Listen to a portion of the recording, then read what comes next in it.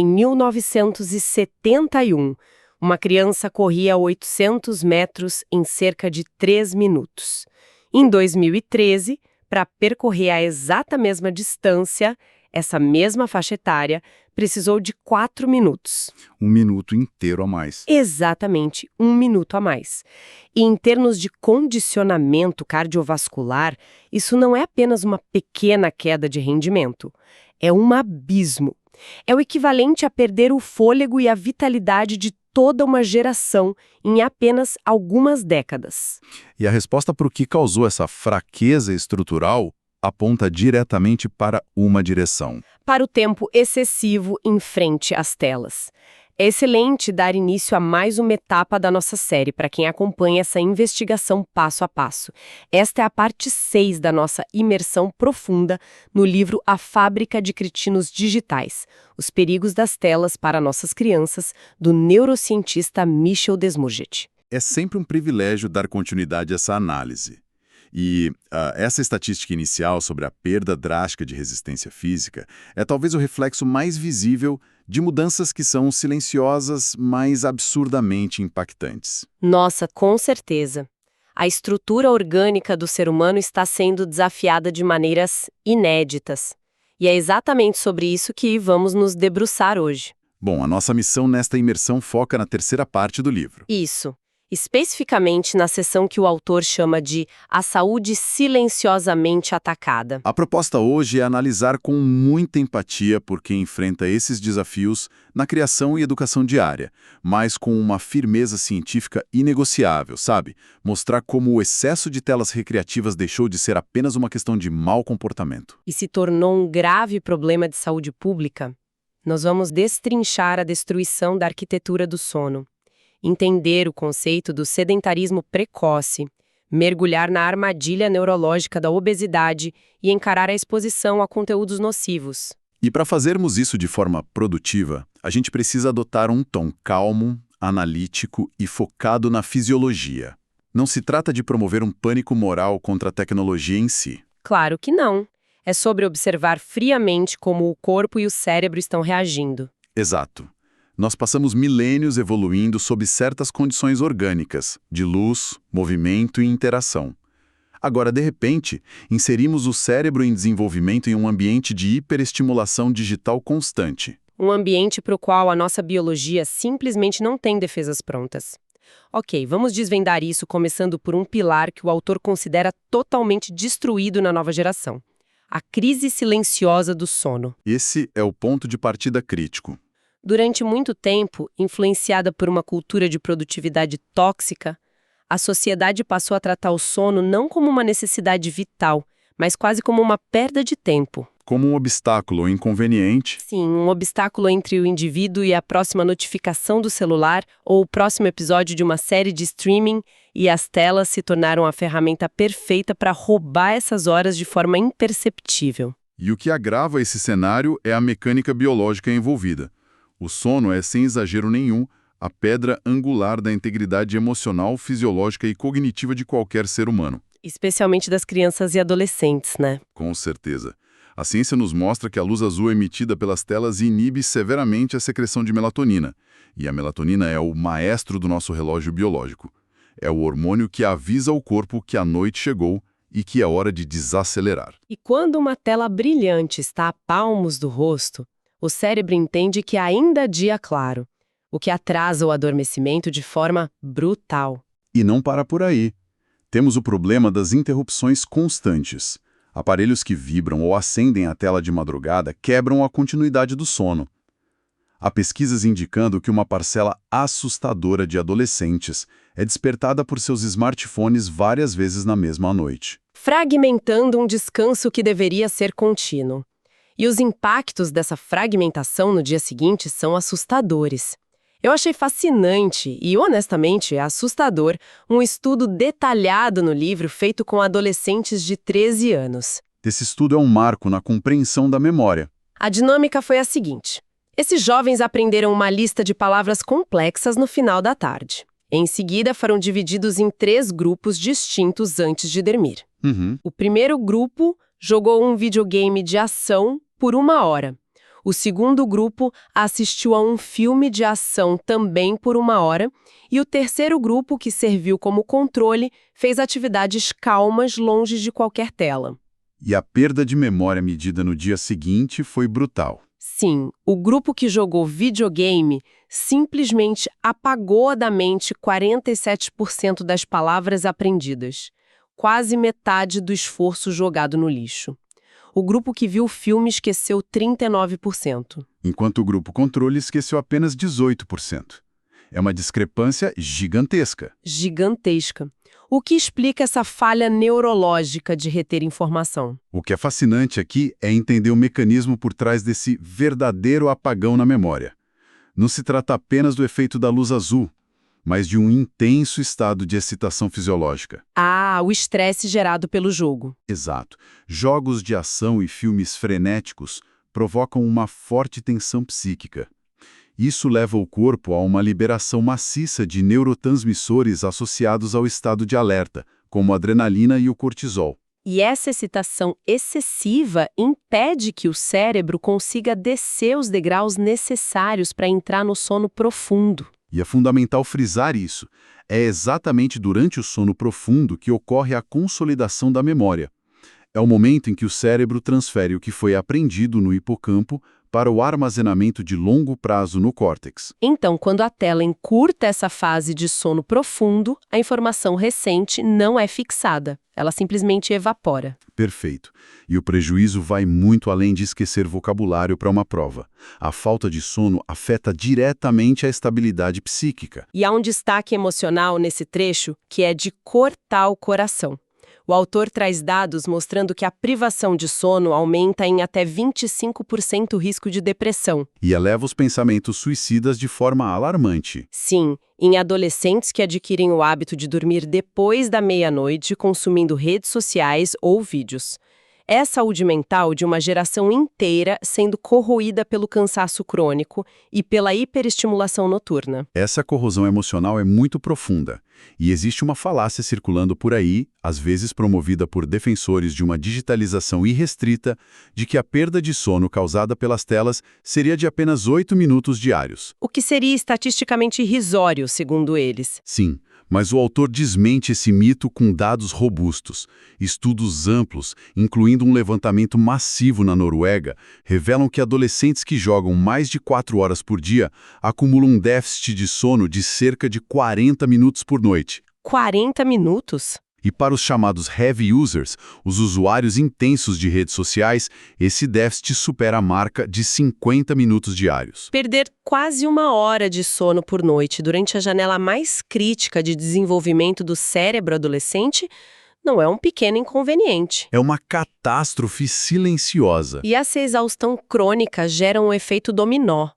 Uma criança que está neurologicamente esgotada raramente vai ter a energia para correr no parque, andar de bicicleta ou praticar uma atividade física. O que nos joga num paradoxo muito perigoso quando trazemos o foco para o corpo físico. Eu achei muito revelador o conceito da batata de sofá ativa, o Active Couch Potato. Esse conceito é uma quebra de paradigma essencial para a nossa compreensão moderna de saúde. O termo batata de sofá sempre foi usado para descrever aquela pessoa que não faz nada além de assistir TV o dia todo. Mas a batata de sofá ativa adiciona uma camada de complexidade que engana muitos educadores e profissionais. Exato, porque quebra aquele mito reconfortante de que o esporte apaga os danos da tela. Eu mesma sempre tive a impressão de que colocar um jovem na natação ou no judô funcionava como um escudo mágico contra o sedentarismo. Muitas pessoas pensam assim. Mas o livro explica que não basta a criança jogar futebol por 1 hora ou fazer uma aula intensa de esportes. Se essa mesma criança passa as outras 5 ou 6 horas do seu tempo livre sentada ou deitada em total imobilidade jogando videogame, os impactos nocivos continuam atacando o sistema cardiovascular dela. Paralelamente aos benefícios daquela hora isolada de esporte. Uma coisa, surpreendentemente, não anula a outra. E por que isso acontece? O motivo reside na nossa biologia evolutiva básica. O corpo humano, especialmente em fase de crescimento acelerado, não foi projetado para operar em extremos de 1 hora de explosão física, seguida de 10 horas de estagnação total. Ele precisa de movimento contínuo e orgânico. Para se construir e manter as vias metabólicas ativas.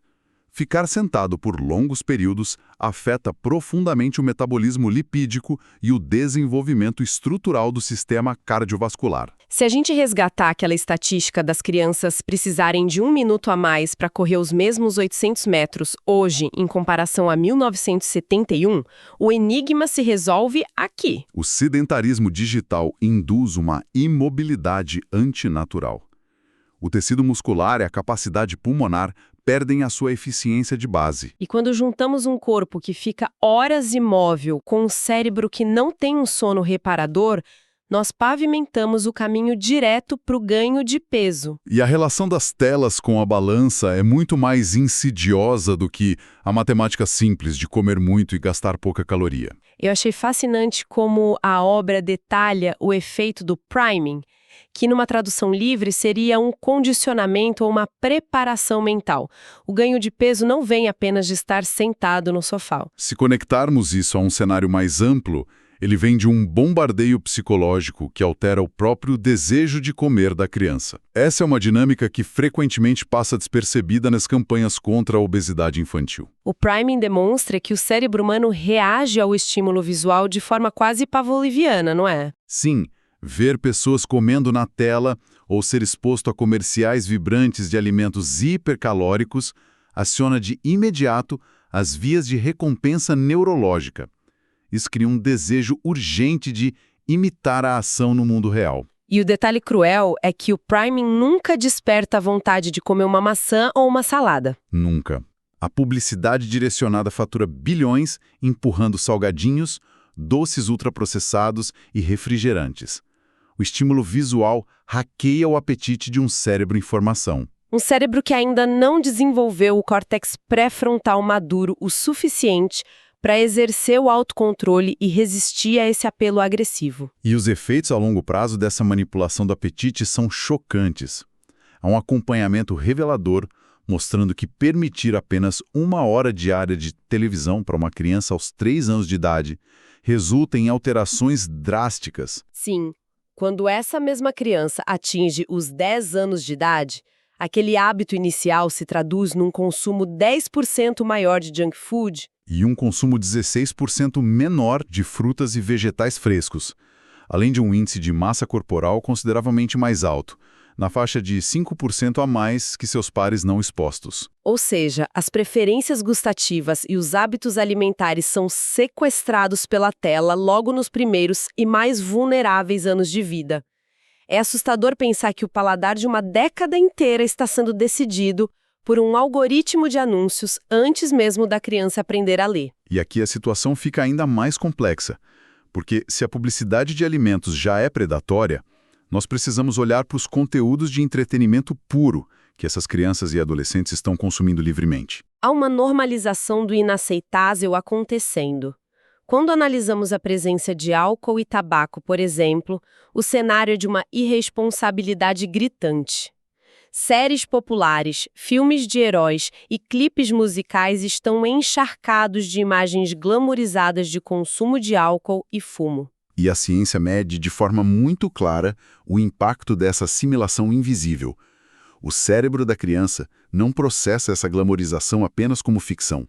Ele a arquiva como um modelo de conduta social. A constante exposição a personagens carismáticos bebendo ou fumando em momentos de estresse ou de poder diminui significativamente a idade de iniciação desses jovens no mundo dos vícios. Além de encorajar diretamente práticas perigosas, como o binge drinking, que é aquele consumo excessivo e rápido de álcool em festas, a tela ensina que consumir essas substâncias é o padrão ouro de normalidade. E a barreira de entrada para conteúdos ainda mais densos simplesmente não existe na prática. O que nos leva ao espinhoso tema da pornografia e do sexismo.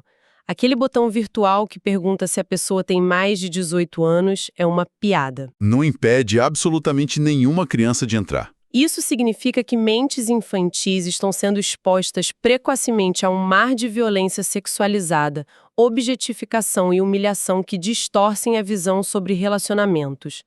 O livro relata dados impressionantes sobre o jogo GTA, por exemplo. O caso da franquia GTA é muito emblemático. Apesar da classificação para adultos, as pesquisas indicam que ele é consumido ativamente por 85% dos jovens do sexo masculino entre 15 e 18 anos. É um jogo brilhante do ponto de vista técnico, mas que possui mecânicas onde a objetificação agressiva da mulher e a criminalidade são o cerne da diversão. E as consequências psicológicas disso são profundas. Muito profundas e bem documentadas.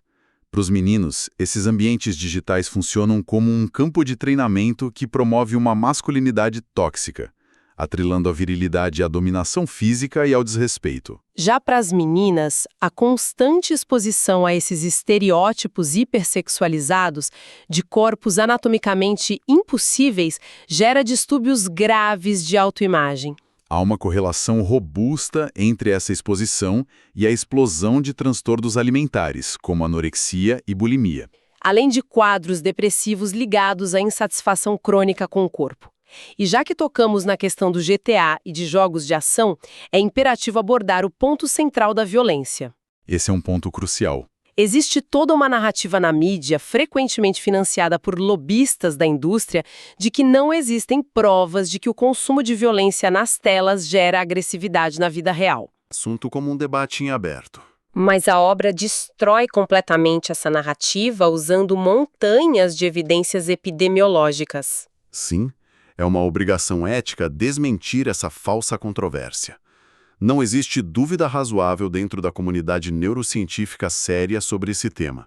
O que existe é um consenso acadêmico maciço. O consumo intenso de mídia violenta gera um processo de dessensibilização neurológica e uma perda considerável de empatia. O cérebro humano é uma máquina de adaptação. Quando ele é submetido repetidamente à brutalidade, ele se defende elevando seu limiar de tolerância.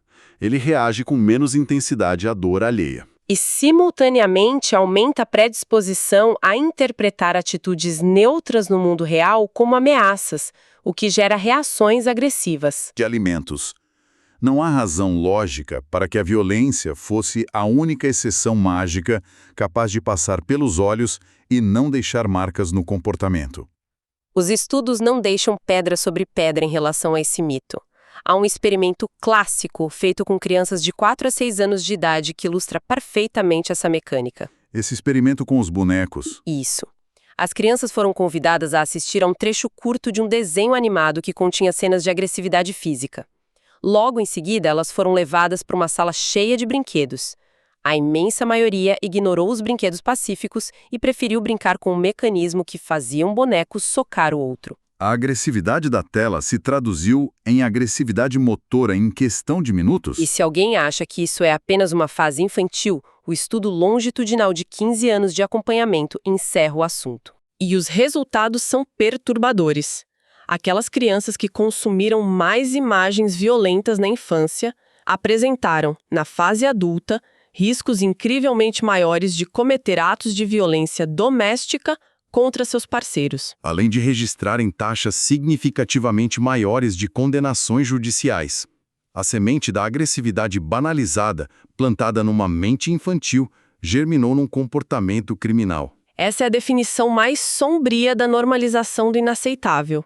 A exposição contínua ensina que a agressividade física ou verbal é uma ferramenta legítima e rápida para a resolução de conflitos. E ao fazer isso, anestesia a empatia natural e as habilidades sociais pacíficas. É um panorama duro de se encarar, cheio de verdades indigestas, mas absolutamente essencial se quisermos proteger o desenvolvimento humano. E antes de encerrarmos o nosso encontro, chegou a hora do nosso momento recapitulando. Vamos amarrar essas pontas soltas. Vamos resumir o impacto devastador do excesso de telas na saúde física e mental em 4 verdades práticas para quem está acompanhando nossa imersão. A primeira seria, sem dúvida, o sono é inegociável. A ideia de que relaxar com o celular na cama não faz mal é uma armadilha completa. A luz e a excitação inibem a melatonina, destroem a fase do sono profundo, onde a memória é consolidada, e abrem as portas para a exaustão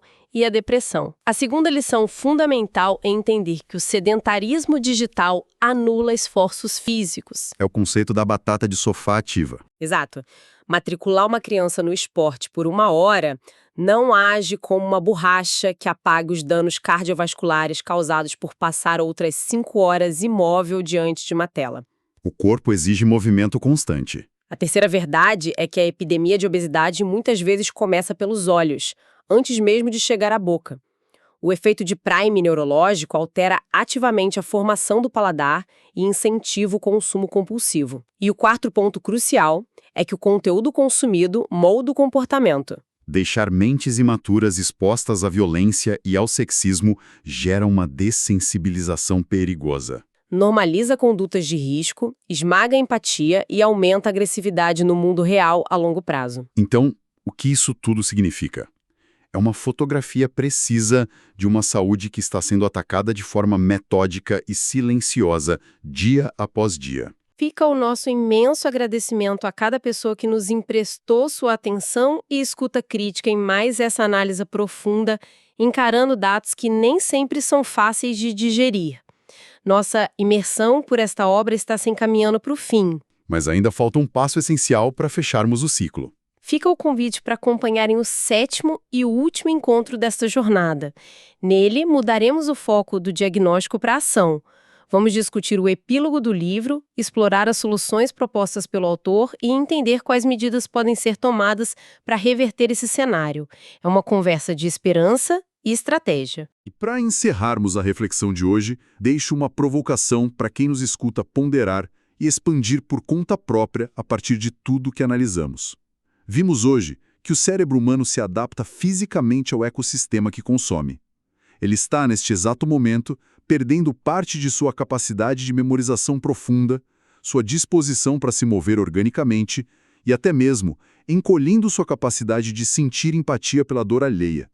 Se a arquitetura neurológica de uma geração inteira está sendo meticulosamente moldada e condicionada para exigir recompensas imediatas, com baixo limiar de frustração e uma normalização da agressividade e do egoísmo, como será a textura do nosso tecido social, as relações no mercado de trabalho e o próprio futuro das nossas democracias daqui a 20 anos, quando forem precisamente esses cérebros hiperestimulados os responsáveis por assumir a liderança e tomar as decisões mais complexas do mundo real?